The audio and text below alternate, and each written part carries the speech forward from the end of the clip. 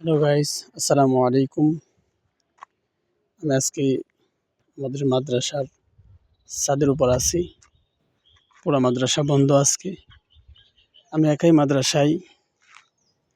তো আজকে আমি আপনাদেরকে আমাদের মাদ্রাসাটা দেখাবো এবং মাদ্রাসার ছাদের উপরে আমরা যে কিছু গাছ লাগাইছি, ফল গাছ লাগাইছি, এই গাছগুলোকে আপনাকে দেখাবো।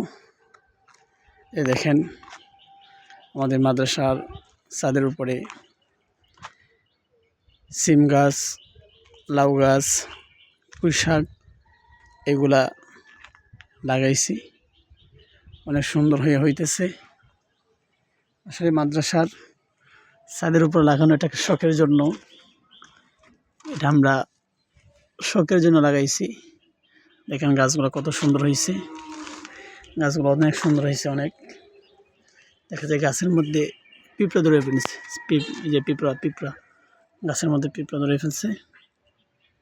গাছগুলো অনেক সুন্দর। যে মাটি দিয়া লাগাইলাম, এত রস পায় না।